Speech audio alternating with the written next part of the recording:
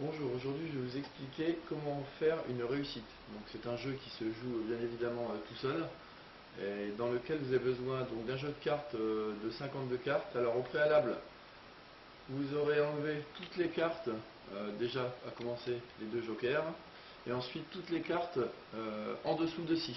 Voilà, d'accord. Donc 5, 4, 3, 2. L'As ne faisant pas partie des cartes en dessous de 6.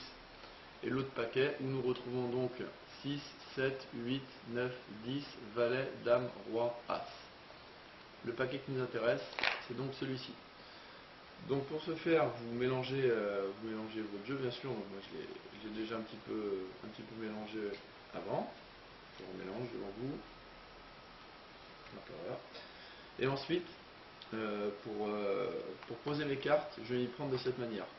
Je vais donc faire 4 rangées qui vont symboliser chacune un logo, donc le pic, le cœur, le trèfle ou le carreau.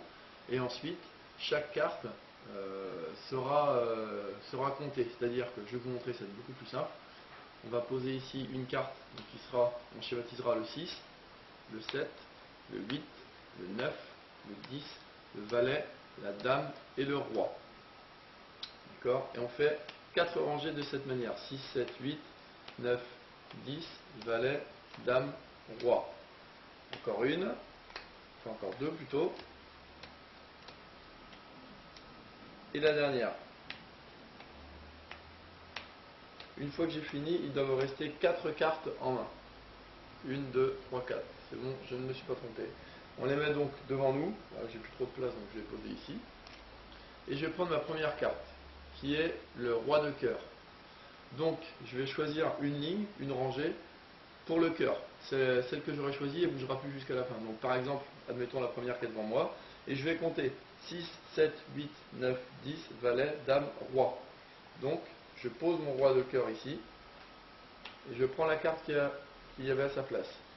C'est le 9 de carreau. Je choisis une autre rangée pour le carreau, admettons la première, celle-ci, 6, 7, 8, 9.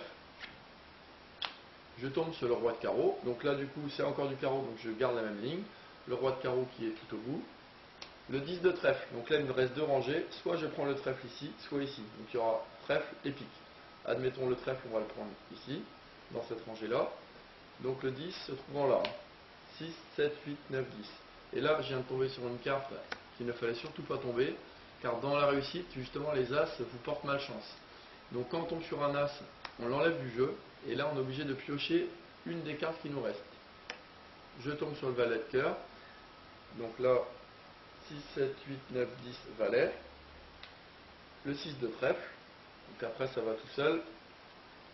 Malchance encore une fois, je tombe sur un as, je prends une autre carte, ah bah décidément un as, les as dans le jeu vous allez les lire.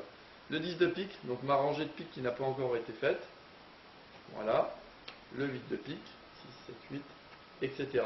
Et vous comprenez bien qu'en fait le but du jeu est très simple. Il consiste à pouvoir retourner toutes les cartes sans tomber sur les 4 as, c'est impossible. Vous tomberez forcément sur au moins 3 as, mais que le dernier as, vous le découvriez sur la dernière carte que vous allez retourner. Et là, vous pouvez dire que vous avez réussi votre réussite. Si ce n'est pas le cas, eh bien, il n'y a plus qu'à recommencer. Surtout, mélangez bien les cartes.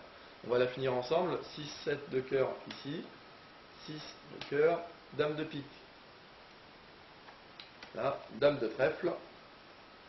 Alors là, c'est quand même très mal parti, hein, puisque j'ai déjà mes 3 as sortis dès le début.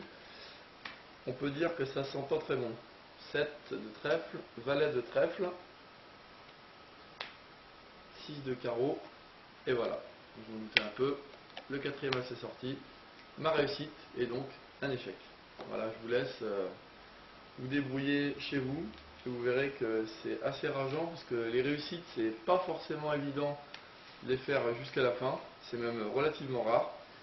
Voilà. Donc il ne me souhaite plus qu'à vous souhaiter un bon après-midi. Et à plus tard pour de nouveaux jeux de cartes. Au revoir.